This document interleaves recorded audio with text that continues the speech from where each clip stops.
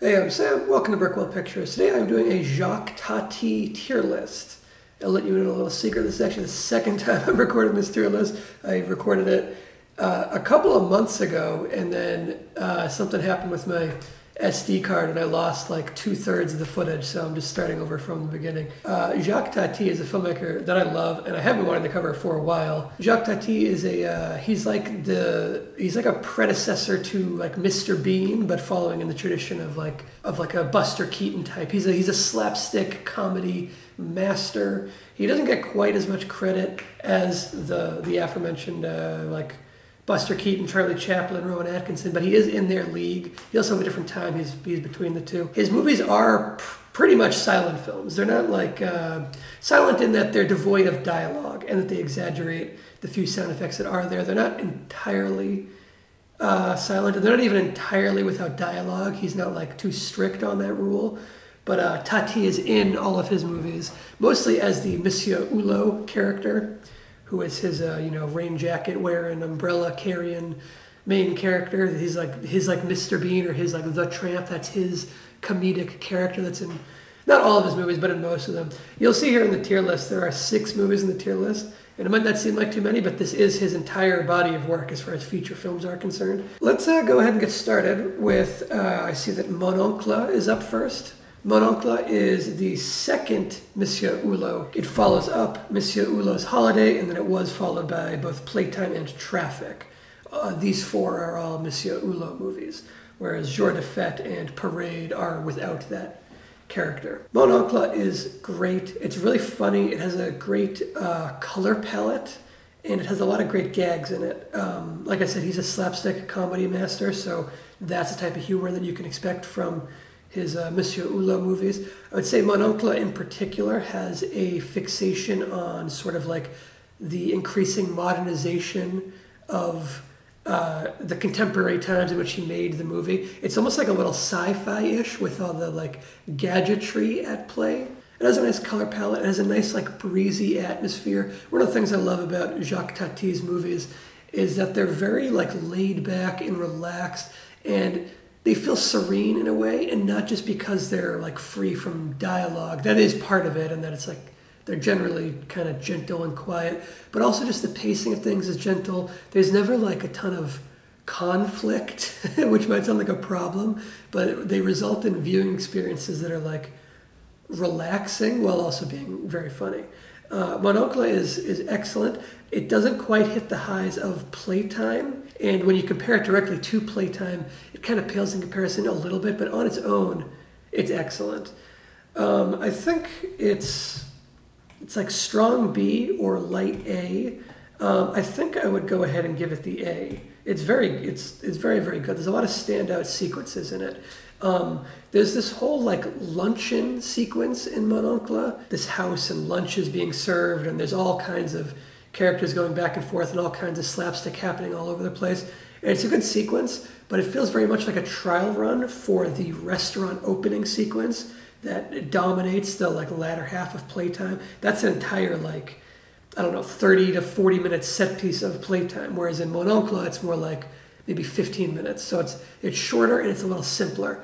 And it's like if you're comparing, apples to apples with Mon Oncle and Playtime, that lunch sequence compared to the restaurant opening sequence are like a 1-to-1 parallel, and it just shows kind of the development from one to the other, which is, it's interesting. It's not really a mark against Mon Oncle. It's more just, it makes Playtime even more commendable, that he took something so strong and was able to elevate it even further in his follow-up. Okay, next is Parade. This was Tati's last movie, and it's like almost a little bit of a stretch to call it a movie. It's kind of like it's more like a documentary, but even as a documentary, it's more like it's closer to being like a concert movie, something akin to that, like an event recording, because it's not musical. There isn't a concert. I compare it to a concert movie in that it's like there's a performance going on, and this is like a filmed version of that. It's a little more than that. Like there are way more shots of like the audience and the spectators become part of the spectacle, which is interesting. That's kind of like the only little thing that sets it apart. Otherwise, it's pretty much just a circus performance that was taped. Tati's in it as the ringmaster.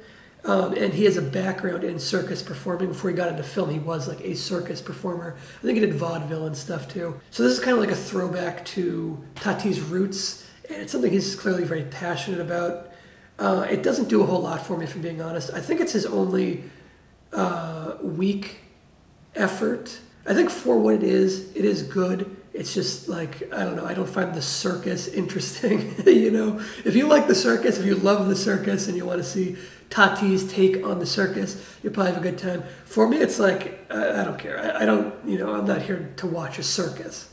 I don't really like Parade. I would give it a D, I think, in terms of my personal enjoyment. I don't like regret watching it or anything, but I would say unless you love the circus or unless you're a Tati completionist, you can skip Parade and just watch his other movies. Okay, next up is Playtime. This is by far Tati's most famous piece of work. It's his most famous piece of work and it's his most acclaimed by far. This is a like bona fide classic, whereas other movies don't get talked about to nearly the same degree. It might be because they're all kind of similar, and Playtime is like the ultimate culmination of his style. It's all the little things he fixates on and all his particular comedic sensibilities refined to a point of perfection. And it isn't his last movie. He did do one more called Trafic, which is going to be the last one that I talk about in this tier list.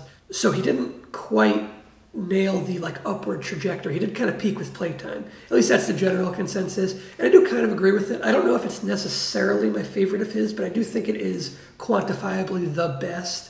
It is a landmark piece of filmmaking. It is the Gesamtkunstwerk of slapstick comedy, to borrow the German term. It's really a towering achievement. There's all kinds of video essays and whatnot about Playtime if you want to learn more about it. I recommend checking some of those out because it's interesting. Like I think every frame of painting has a video essay just about Tati's use of chairs in the movie, which is interesting. I think there's a great video essay by, what are they called? The Royal Ocean Film Society or something like that YouTube channel. There's a good essay on Tati on that channel as well. Playtime it's excellent. It's the pinnacle of his production design too. You can tell he just had complete and total control over not just every frame of the movie, but every piece of plastic and concrete and glass and metal within that frame. It is so specific to Tati. It feels like he created a world and a sandbox to play in, and then he went so deep into the little details and the minutia and the nuance of every moment of the absurdity of modern life to mine it for humor to the extreme. It's just it's a towering achievement, and it gets the S tier easily. There's a lot of beauty in this alongside the comedy, and again, it's like there's hardly any spoken dialogue in the movie. There's a little bit, and like one of the things that's kind of extra commendable about Tati's work is that he's the auteur, right? He's the writer, he's the director, he's the one who plans out all of this slapstick comedy and all this, and he is in the main character's role of Monsieur Hulot, and he's performing a lot of the slapstick, but there's no ego to him, at least not that I get from watching his movies, which is refreshing, because a lot of movies where it's like writer, director, and star, they can kind of feel like vanity projects. Sometimes, not always, there's plenty of exceptions, but Tati is like a huge exception in that it feels like there's no ego at all. It feels like he's in the main role because he's great at slapstick, and that's it, not because he wants to be the one making people laugh necessarily, or that he wants to be the star and be in front of people. I don't get that sense with his movies, because even though Monsieur Hulot is the main character, there are huge swaths of this movie where Monsieur Hulot is not present and we're following other people. Like the whole restaurant sequence, Monsieur Hulot barely even factors into that. Like we're watching all the employees of the restaurant, all the visitors of the restaurant, and people get characterized just purely through their actions and through their tiny little snippets of dialogue. But like you get a sense of who people are, which is impressive considering that like Tati shoots almost exclusively in like wide shots. And his compositions, in Playtime especially, are so dense and so packed with visuals. Like there are visual gags in every frame that you might not even catch because there's a different visual gag happening in a different part of the frame. His movies are the kind that really do reward rewatches, and they reward paying very close attention. His shots all hold and they linger, which allow you to search the frame, and you will be searching because like something will be happening up in the foreground, right in front of your face, while off to the side of the frame, there's like a separate little sub-story happening over there, and then in the background, you can catch, you go, oh, there's Monsieur Hulot. I didn't even realize the main character was in the scene, because he's in the background doing something. He's doing something wacky in the background. He's fucking slipping on a banana peel or whatever in the background, and I didn't even notice, because he's like the fifth thing that draws my eye in this frame. It's really incredible. It's almost like sensory overload at moments, which I think kind of, it helps that there's a lack of dialogue, because if there was dialogue on top of all the overlapping visuals, it really would be overwhelming and it would be hard to keep track of. Tati is just so aware of the viewer's mental process and how he assembles these movies, and the way that he uses these wide shots to linger is perfectly accommodating to what he's trying to do and the way he's executing it. I can't say enough good things about Playtime. It's really excellent. Okay, next up we have Jour de Fete, which is Tati's first feature film. He had made a number of short films beforehand, even short films covering the same subject, kind of like almost like a proof of concept, but I don't think that's what he intended it to be. I think it's more like he just made a short film about a mailman, a mail delivery guy on a bicycle, and then he kind of expanded that to a feature-length storyline. Tati is in it again. This is before he had made the Monsieur Hulot character, so he is just a different guy. He's a bike messenger. He's a bike-bound mailman. The plot kind of revolves around him wanting to deliver mail as fast as possible. He calls it doing it American style, because the idea is that like the Americans have like mail trucks and they go really fast, and I think they've talked about having like mail planes and stuff, whereas in France they're just like bound by a bicycle. It's also interesting in that this movie is quite old. It comes like way before his Monsieur Hulot movies. Tati is a guy who really took his time between movies, and I think that shows in the attention to detail, in the like specificity of his craft. It's like you can tell he put a lot of time into every like gag. And the fact that this is so old is kind of interesting in that it almost has like a time capsule quality to it that his other movies don't quite have, where it feels like you're catching a glimpse of like a lifestyle that is no longer there. It's still in this like really small French kind of like village, like a really small town, very rural, and it's just kind of like interesting to explore the setting in the way that Tati uses it for slapstick humor. The slapstick comedy is great. There are tons and tons of wonderful gags to it. Again, not just from Tati, but from all the other performers on board. Lots of really clever stuff.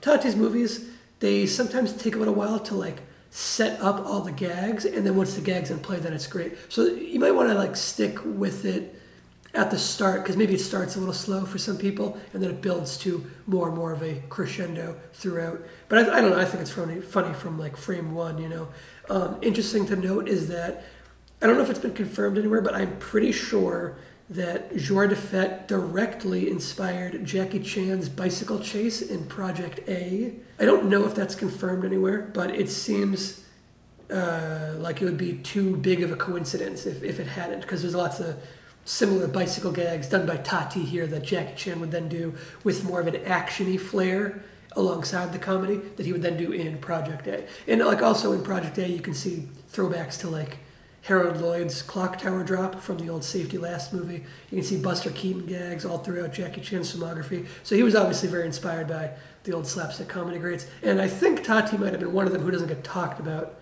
in the same reverential kind of way. Jour de Fete, I think, is really great. It doesn't feel rough around the edges like a first film might. Maybe visually a little bit. But as far as like the writing and the performing of the slapstick goes, it's really tight and it's very funny. I think it's an A. Okay, next up is Monsieur Hulot's Holiday. This was his first Monsieur Hulot movie. It's in black and white like Jour de Fete. None of his other movies are, it's just those first two. The black and white cinematography is really beautiful in this one. It doesn't have that sort of rough visual quality of Jour de Fete, even though like, I don't want to make it sound too bad. Jour de Fete looks good, it doesn't look bad. It's set in like this like beachside community. It's a vacation town, and it's photographed very well. This one is, I would say, the height of the serene quality of Tati's movies, whereas Playtime, the like hustle and bustle of city life, is energetic and chaotic. Monsieur Hulot's Holiday is permanently in this like low gear of quiet, relaxing, serene, and I really love that about this movie. It lulls you into this relaxed state, and it kind of feels like you're taking your own holiday, taking your own vacation, along with Monsieur Hulot and the other characters of this kind of like beachside vacation resort kind of town. Monsieur Hulot is like not in every scene. He's not in many of the scenes, and instead we're following many of these other vacation goers, and they're all, you know, fun to watch. There's lots of great gags for the entire cast, not just Tati. It's hilarious. It is maybe slower paced. I wouldn't say maybe, it's definitely slower paced than his other movies. And there's a lot more air between each gag. Like there'll be a slapstick comedy joke, and there'll be a long, lingering period of like kind of waiting, and then the next slapstick comedy gag. For me, that is part of what I especially love about this one. To that point that I mentioned, if it kind of feels like your own vacation, this movie is just like, puts you in this like calm mindset. If the world is overwhelming, Monsieur Hulot's holiday will relax you. If the world's overwhelming you and you want to embrace that, that's when you go to Playtime. Whereas if it's overwhelming you and you want a reprieve, you go to Monsieur Hulot's holiday. It's really nice. And like as the movie goes along, the pace gets quicker and quicker, and the like climax, like the fireworks and stuff, is hilarious. Very funny all throughout. For me, I like Monsieur Hulot's holiday just as much as Playtime. I'm gonna give it the S tier. If you're asking like which is the better movie, I think technically speaking, Playtime is a better movie, but I enjoy them about the same. I think they're both as great. Okay, last up is Trafic. This was Tati's last movie as Monsieur Hulot, followed up only by Parade, which, like I said, is closer to being like a recorded event versus a typical narrative. Trafic, you can tell Tati's getting a little older. The style of the movie is a bit different. This time, Monsieur Hulot is, it's all centering around vehicles and like travel is kind of the theme for this one. And again, there is so much hilarious stuff to it. I think this one isn't received quite as warmly as Tati's earlier Monsieur Hulot movies. And I will say it's not as good as Playtime or as good as Monsieur Hulot's Holiday, but I don't think it's bad by any stretch of the imagination. I think it's still wonderful and still hilarious all throughout. Maybe it's not firing on all cylinders 100%, but it's great. And even like lesser Tati is still better than the vast majority of physical humor, I would say. I love that this movie is so whimsical and wholesome, and yet there is a sequence where through a series of misperceptions and miscommunications, failures to communicate, there's a scene where a woman thinks that Tati is mutilating her dead dog. The movie's otherwise like super wholesome, and that's not what's happening. He's really just like cleaning his shoes with a fluffy towel that looks like her dog who ran off, and then her dog runs back in right afterwards. But for a moment there, she thinks he's like stomping on her dog's carcass and dragging it through the dirt and stuff. It's wonderful. It's a great clash of tones, and it still remains humorous because obviously it's not, you know, the perceived darkness isn't actually happening. The movie stays lighthearted all the way through. It's wonderful. Trafic's great. I think it's another A-tier movie. Tati really, he didn't miss. Like Parade doesn't work for me, but I tend to like not even count Parade as like a movie necessarily. Meaning like his feature films, his narrative movies, let's say, the guy didn't miss. He's got 2 S-tier films and 3 A-tier movies. And like that's such a strong filmography that not many people can claim to have a body of work that good. Tati is really great. He's also like a lesser discussed filmmaker. So if you're watching this and you've never seen a Jacques Tati movie, remedy that. Go ahead, check him out. I don't think you'll be disappointed as long as you like slapstick comedy and you're on board for something that's a little more slowly paced, a little more relaxed paced, let's say. Tati is really great, deserves much more respect and love from cinephiles. Even though he does get he gets his share, just, you know, he's not talked about in the way that a lot of other big filmmakers are talked about. And I think that's a shame because he really is an incredible auteur. Anyway, thanks for watching. Check out more of my tier lists if you feel so inclined. You can subscribe here to Brickwall Pictures for more stuff that I put out, or not, whatever. Anyway, video's over now. So long.